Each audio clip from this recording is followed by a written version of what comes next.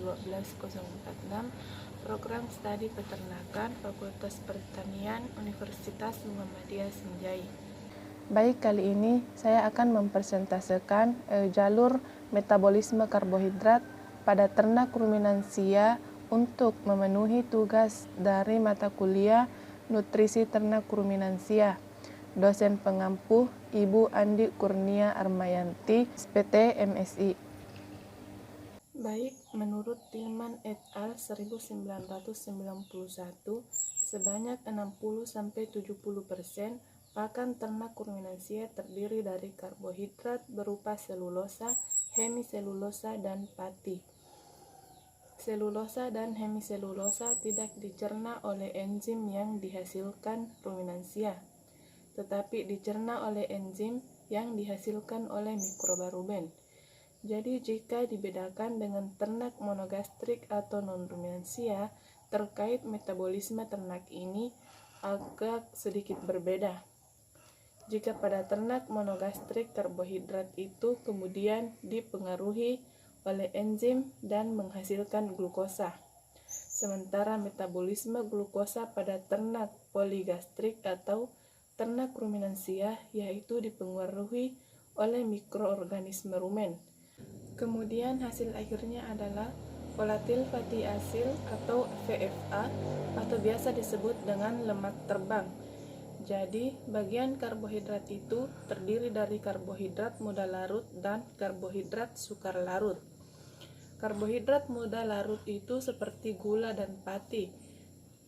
Sedangkan karbohidrat sukar larut itu seperti selulosa hemiselulosa, contohnya hijauan atau limbah yang mengandung serat. Jadi kedua karbohidrat ini difermentasi oleh mikroba rumen, yakni mikroba, bakteri, fungi, dan protozoa yang memiliki sifat mikroorganisme selulitik dan amilolitik. Sehingga membentuk hasil akhirnya adalah asam lemak VFA yang terdiri atas asetat, propionat, dan butirat di dalam rumen dan retikulum. Kemudian pemecahan karbohidrat menjadi VFA di dalam rumen ini terdiri dari dua tahap, yaitu hidrolisis ekstraseluler dari karbohidrat kompleks seperti selulosa, hemiselulosa, dan pati menjadi oligosakarida rantai pendek terutama di sakarida dan gula-gula sederhana. Kemudian tahap kedua adalah pemecahan oligosakarida dan gula-gula sederhana menjadi VFA oleh aktivitas enzim intraseluler. Kemudian komposisi VFA yang terbanyak dalam cairan rumen adalah asam asetat, asam propionat, dan butirat. Namun ada juga kandungan lain tapi dalam jumlah kecil, yakni format isobutirat, folerat, isofolerat, dan kaproat. Nah, dalam metabolisme pada ternak ruminansia ini, maka selain hasil akhirnya adalah VFA atau asam terbang, juga menghasilkan produk ikutan berupa gas, yakni CH4 atau metan, kemudian CA2 atau karbon dioksida, dan H2 atau hidrogen yang nantinya akan dikeluarkan melalui tubuh dengan cara eruktasi atau bersendawa. Kemudian jumlah kecil karbohidrat dicerna dan sebagian dari polimer karbohidrat yang lolos fermentasi mikroba diprodukkan masuk ke usus halus, dicerna dan diserap. Jadi lolos dari aktivitas mikroorganisme tadi maka akan langsung diserap oleh usus halus. Kemudian asam VFA ini diantaranya sudah saya sebutkan yang dominan adalah asetat propionat dan butirat yang ini akan diserap melalui dinding rumen kemudian masuk ke dalam sirkulasi darah dan ditransportasikan ke jaringan tubuh ternak. Senyawa-senyawa tersebut selanjutnya akan mengalami proses metabolisme. Yang pertama adalah katabolisme yang menyuplai energi dan biosintetis, misalnya biosintetis lemak susu dari asam asetat dan butirat. Kemudian biosintetis glukosa dari asam propionat di dalam jaringan tubuh ternak. Jadi fungsi dari asam asetat dan butirat itu adalah untuk biosintetis lemak susu, dan itu adalah manfaatnya. Kemudian di dalam metabolisme karbohidrat ini dilibatkan pula sistem enzim yang terlibat di dalam metabolisme karbohidrat.